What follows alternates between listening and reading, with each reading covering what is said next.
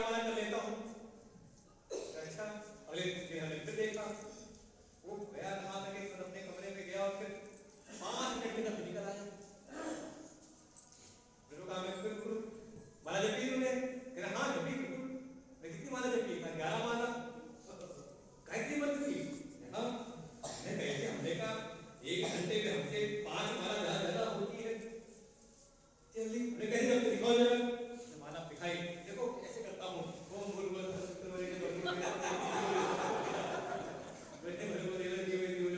अपने का अच्छा है, ऐसे तो हम 100 माला रोज कर लेंगे। कहा यज्ञ में मन नहीं लगता, साधन में मन नहीं लगता,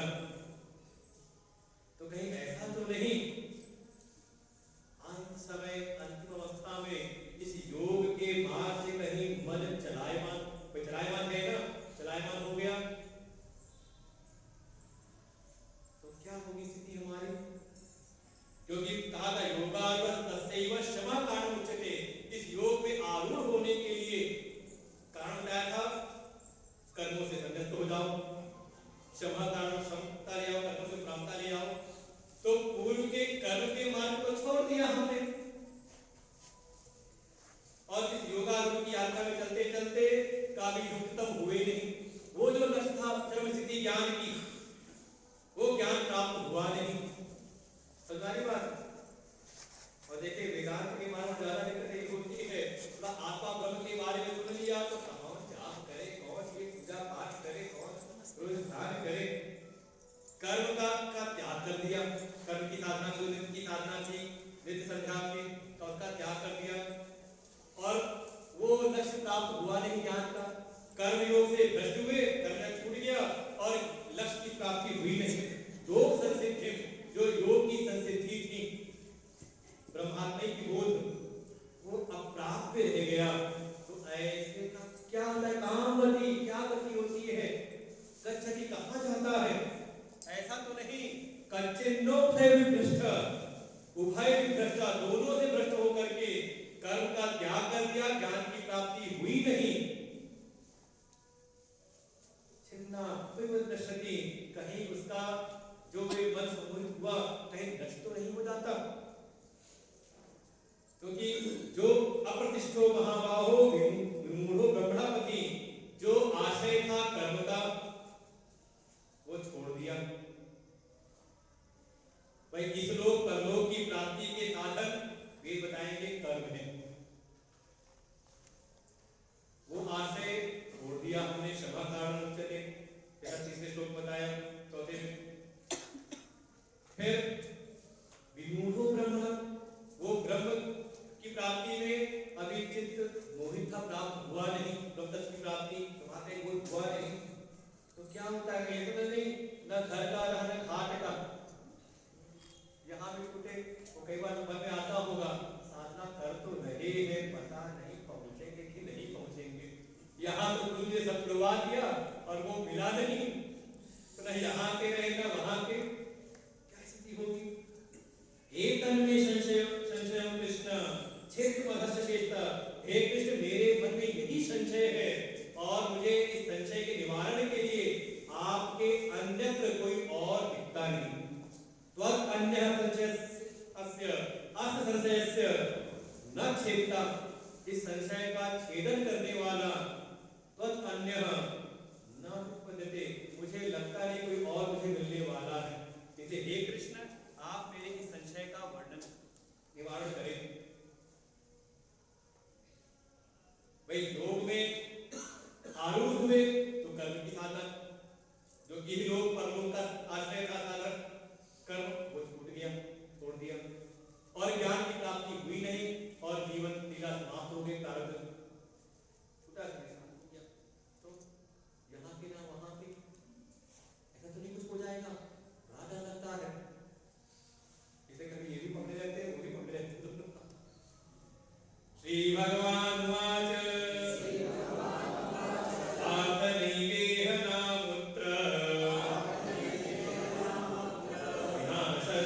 विद्यते नहि कल्याण कृत कश्चित् दुर्गतिं तात गच्छति।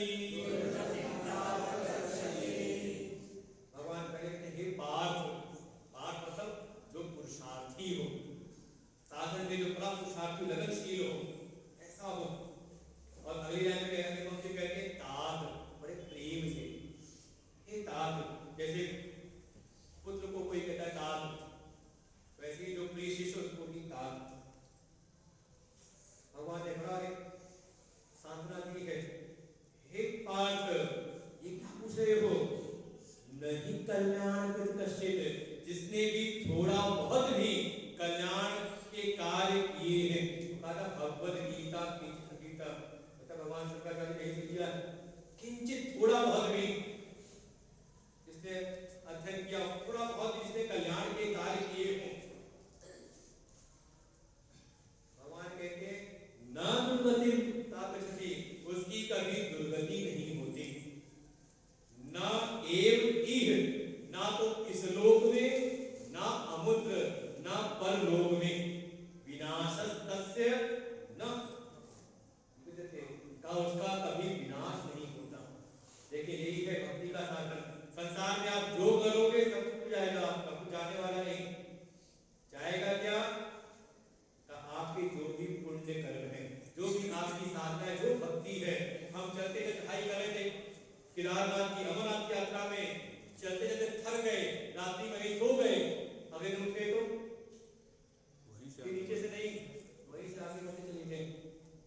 बिल्कुल कई भगवान कह रहे, भगवान की प्रतिज्ञा है नहीं कल्याण कश्चित् दुःखं तां गच्छति। और एक बार भगवान कई बार तीसरे अध्याय में कहा स्वल्पम अपि अस्य सायतो भवतो भयात्, थोड़ा बहुत भी अगर कोई कर लेता है तो बड़े से बड़े भय को तारने वाला है।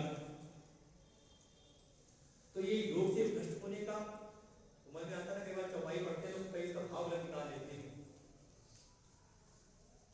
जन्म जन्म मुनि जतन कराही अंत राम कही, जन्म जन्म मतलब पूरे जन्म हमने जब किया, तपस्या की, साधना की, लेकिन अंतिम समय में राम कहना नहीं आया तो क्या होगा फिर हमारा? कोई प्रश्न पूछा है तो क्या कारण है कि श्रद्धा भी है, सुन भी रहे है तो नहीं किया उतना, तो चलायमान कैसे हो गया मन? तो दो कारण हो सकते हैं, दो प्रकार की वासना चित्त में कभी ना कभी प्रकट हो जाती है।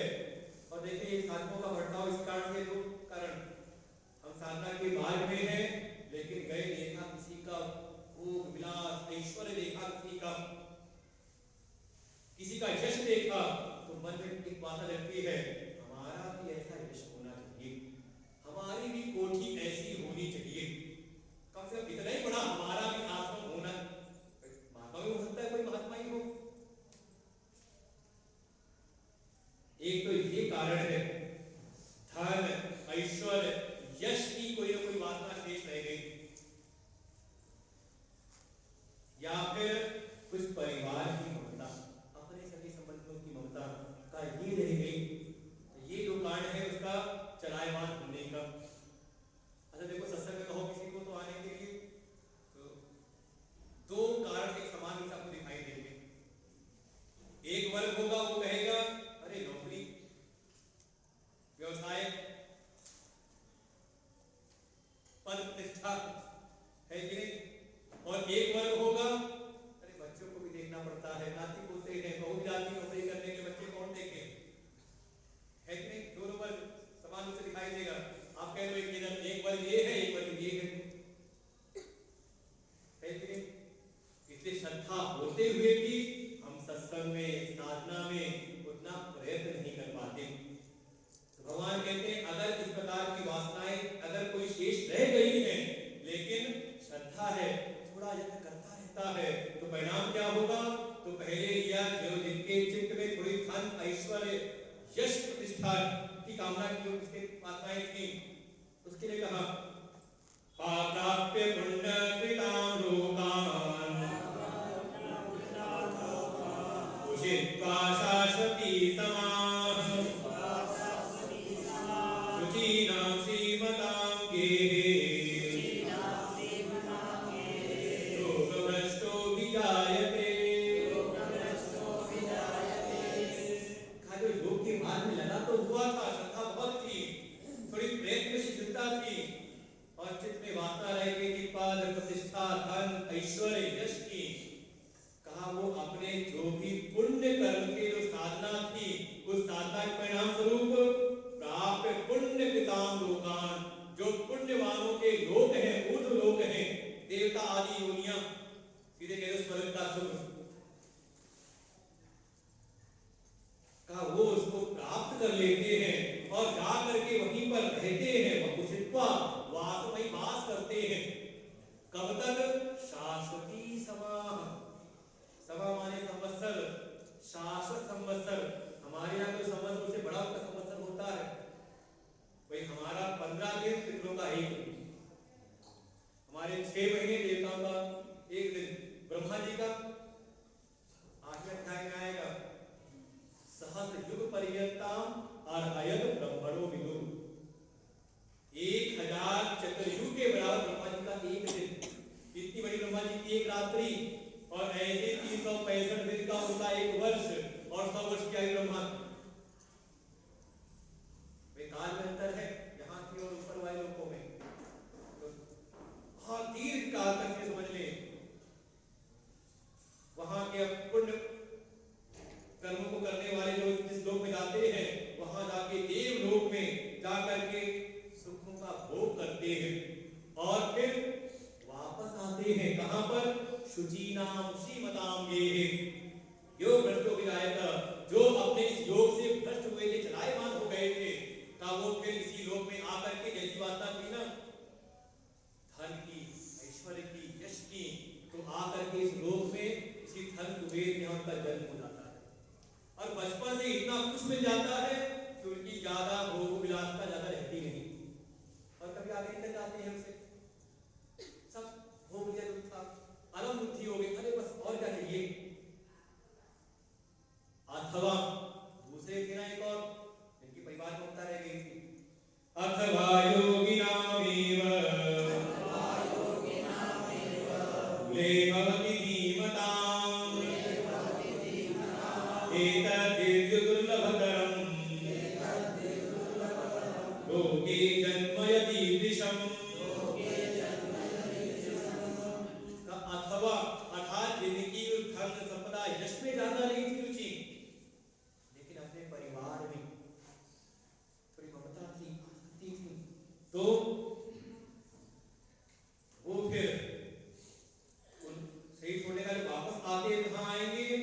वो भी जाएंगे वहीं पर, जो साधना थी तो वो भी जाके भोगेंगे वो सारे सुख, और फिर आएंगे कहाँ पे? योगिनाम एव कुले, किसी योगियों के कुल में आ जाएंगे। हो सकता है किसी ऋषि परंपरा में आ जाए, किसी साधकों के घर में उनका जन्म हो जाए, ऐसे वो आकर के उनका जन्म हो जाता है। थोड़ा पहले वाले से ये वाला दुर्लभ है, एतद् ही दुर्लभतरम लोके जन्म यदीदृशम्, ये थोड़ा दुर्लभ है कि किसी योगियों के घर में जन्म हो जाए, साधकों के घर में जन्म हो जाए, क्योंकि यहाँ आकर के क्यों दुर्लभ है?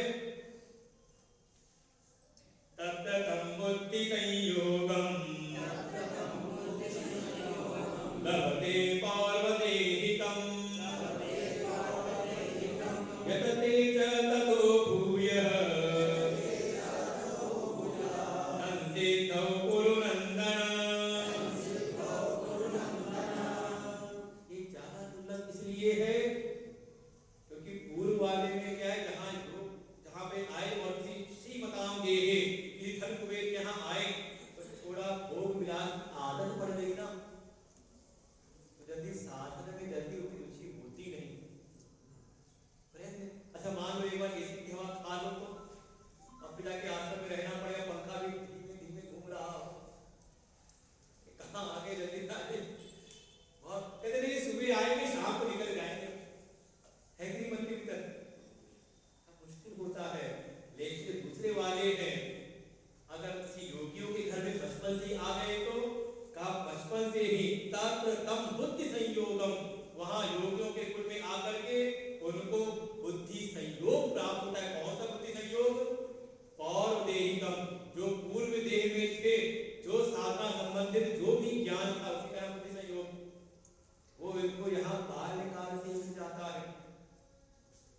यतते च ततो भूयः, और ज्यादा अब भोग विलास तो है नहीं तो ध्यान ज्यादा भर जाता नहीं, बल्कि वो उसी जो पूर्व के जन्म के जो संस्कार थे उसका जब सहयोग उसको बचपन से ही मिल गया, सब पूजा पाठ में लगे हुए, सब साधना में लगे हुए, सत्संग स्वाध्याय श्रवण में लगे हुए हैं, तो बचपन तुरंत ही उनको सहयोग मिला और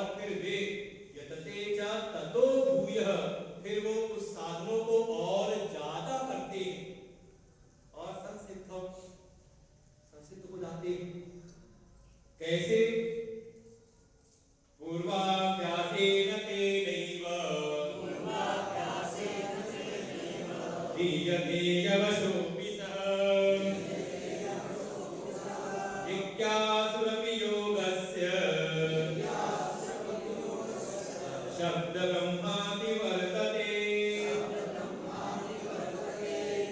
पूर्वाभ्यासी, पूर्व का जो अभ्यास है, पूर्व जन्म का जो अभ्यास है, उसके बल से यहाँ योगी कुल में आए तो वे जो है थे, जैसे उनको जबरदस्ती लगा दिया जा रहा।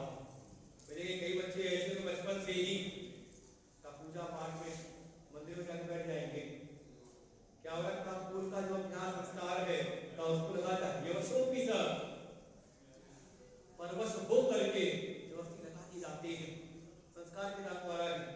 और कोई ऐसा हो कि बार बार दादी माने की बैठती है, चल सत्संग में, वो कह रहे थे माता जी चल बैठ यहीं पर, बच्चे बैठे हैं।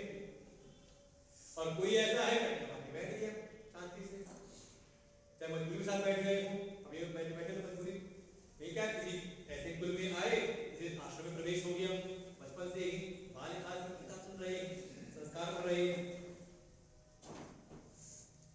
भगवान कहते हैं इसी में अगर कोई जिज्ञासु हो जाए, जिज्ञासु योगस्य शब्द ब्रह्माति वर्तते, का अगर कोई ऐसी योगियों में आकर के जिज्ञासु हो जाए तो उसकी तो क्या बात कही जाए।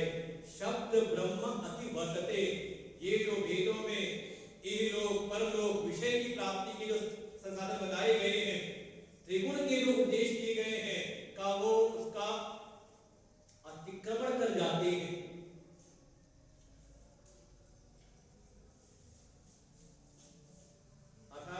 भाई वेद में ही तो इस जगत की संपत्ति, इस जगत के सुख, परलोक के सुख की प्राप्ति उपाय बताया गया है ना। का उनका फिर बचपन से ही का इस लोक और परलोक इसकी प्राप्ति में कोई रुचि नहीं रहती, अर्थात वेद के इस भाग का तो वो अतिक्रमण करके सीधे पहुंच जाते हैं वेदांत में। भाई बचपन से कोई कर गया तो इस ज्ञान के मार्ग में वही कारण है पूर्व की साधना का ही। इसलिए प्रयत्नायतमानस्तु योगी संशुद्ध किल्बिषः